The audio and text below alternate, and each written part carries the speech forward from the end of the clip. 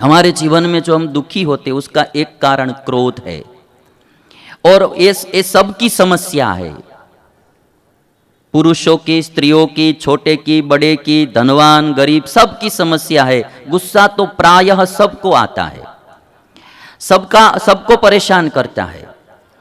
तो कई बार लोग आते हैं और मुझे पूछते हैं कि स्वामी जी गुस्सा बहुत आता है तो क्या करना। तो गीता में इसका एक बहुत अच्छा सॉल्यूशन दिया है कि गुस्सा आता क्यों है। तो कृष्ण भगवान ने गीता में कहा कि कामात् क्रोधो भी जायते, कामात् क्रोधो भी जायते।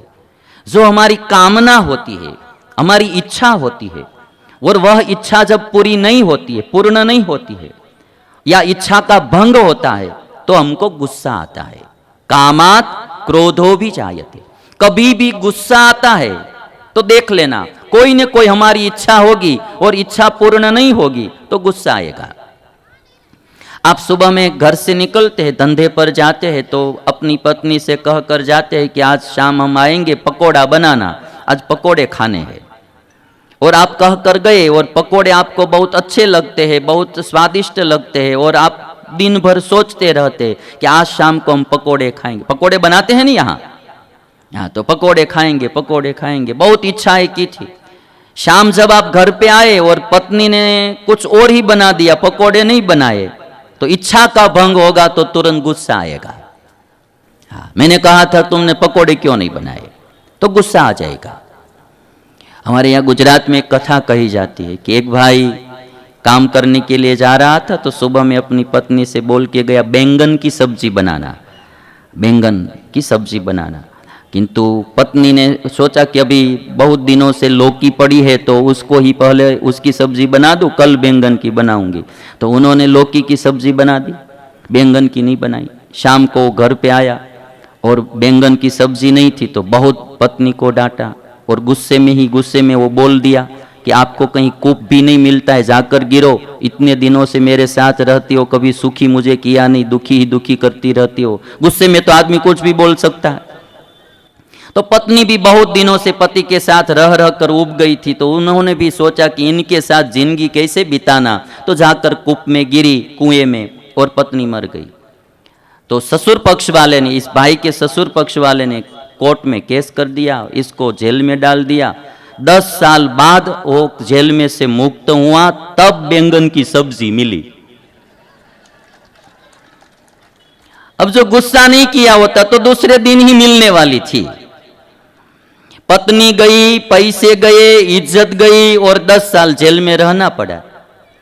तो गुस्से में हमारा कार्य बिगड़ता है, गुस्से में हमारे संबंध बिगड़ते हैं, पारिवारिक संबंध बिगड़ते हैं, गुस्से में धंधा भी बिगड़ता है। इसलिए कभी गुस्सा नहीं करना।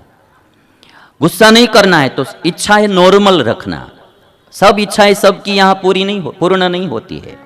ये राम की कथा आने वाली है, इसलिए मैं बोल रहा हूं कि आपने सुना होगा कि रामचंद्र भगवान जो थे, तो दूसरे दिन रामचंद्र भगवान का राज्याभिषेक होने वाला था। आगे आने वाली कथा अभी मैं बोल देता हूं कि रामचंद्र भगवान का राज्याभिषेक होने वाला था, और उसी समय मंथरा ने पूरी बात बिगाड़ दी और रामचंद्र भगवान को वन में जाना पड़ा। रामचंद्र भगवान जब वन में जा रहे थे, तब सुमित्रा आदि सब माताओं ने एक बात बताई है वाल्मीकि रामायण में कि राम जो हमको कौशल्या की तरह रखते थे, ऐसे राम कहां जा रहा है। और तब राम के क्रोध के बारे में 3 गुण वाल्मीकि रामायण में लिखे हैं कि राम को कभी भी गुस्सा नहीं आता था।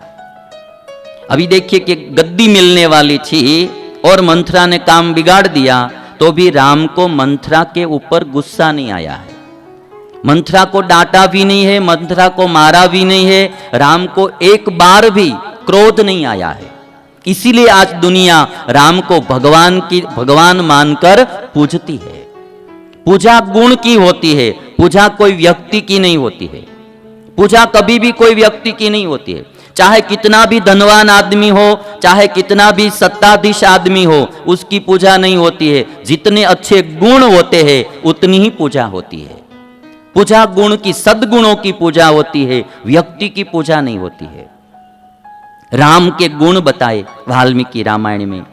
न क्रुध्यति अभिशस्तोपि, राम कोई कैसे भी बोले कैसे भी करे, राम को कभी गुस्सा नहीं आता था।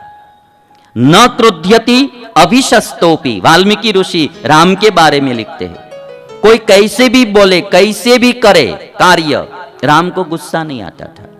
दूसरा, क्रोधनीयानि वर्जयन, राम कभी ऐसा बोलते नहीं थे या ऐसा कार्य नहीं करते थे कि सामने वाले को गुस्सा आए। राम ऐसा कार्य भी नहीं करते थे।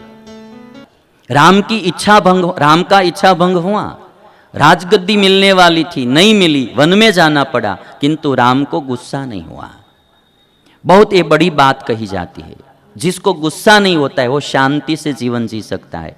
बहुत क्रोध आता है तो शरीर भी बिगड़ता है, व्यवहार भी बिगड़ता है, पारिवारिक संबंध भी बिगड़ता है, नुकसान ही नुकसान है क्रोध में।